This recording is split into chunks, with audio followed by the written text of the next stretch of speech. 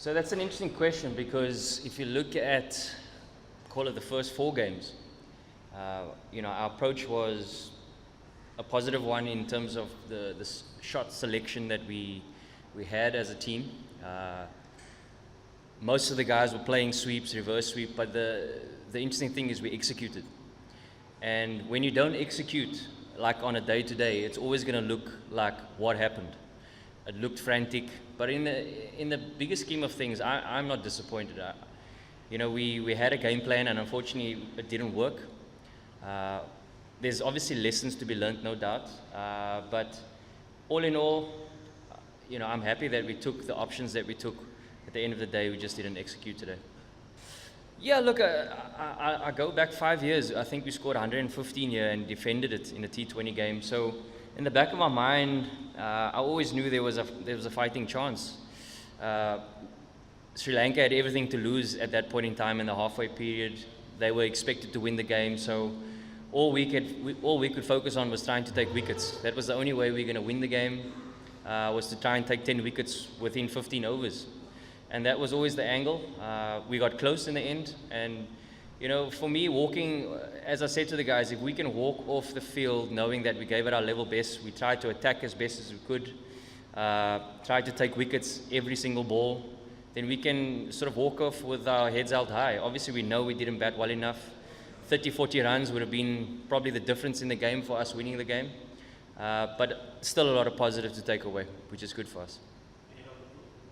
Yeah, we obviously would have liked to have walked away with some success here in the last game. But again, for me, the success is not the win or loss. It's a building period for us in terms of the World Cup. Even though it's a T20 game, we're trying to develop something within our squad, a different mindset, a different approach. And there are going to be times where you're going to get it wrong. And today, unfortunately, we got it wrong. Our execution wasn't there. But for me, the mindset was good. And we were in a positive frame of mind, always looking to take the game on. And if we continue with that kind of mindset and we execute more times than not, we're gonna give ourselves the best chance going into an exciting World Cup next year. No, not at all. If you look at the way the game unfolded for us, it was our seamers that dominated. Even though Sri Lanka dominated with their spin, our strength has always been our seamers. We've got some good pace in our attack, and obviously Tabraiz Shamsi is always going to be a wicket taker for us. So I didn't think we went in a spinner light. Unfortunately, it came down to the runs on the board, and as a batting unit, we need to take responsibility for that.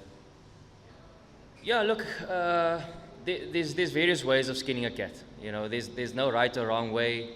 That's the style of play that they've adopted in their innings, and it worked for them today.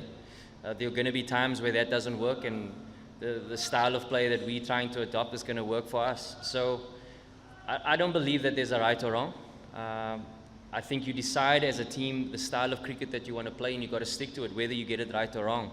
And I think if you can be consistent with it, whichever way you go, I think that's where you're going to find the most success.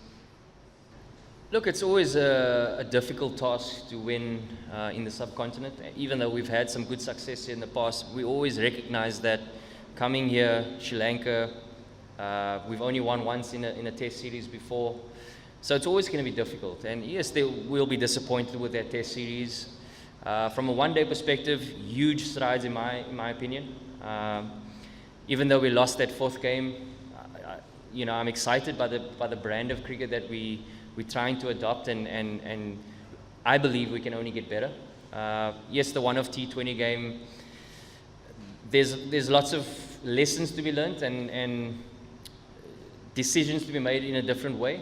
And that's something that we can discuss as a team. I don't think we're walking away with negativity. I think there's a lot of positives, and that's always good coming or leaving the shores of the subcontinent. I've certainly experienced many tours in the subcontinent where you walk away with your hand in your head, not knowing where your next run or next wicket's going to come from. And subcontinents have always dominated teams like us. So there's a lot of positive, which is exciting for me. Yeah, he's an exciting prospect for South African cricket, and he's a wicket taker.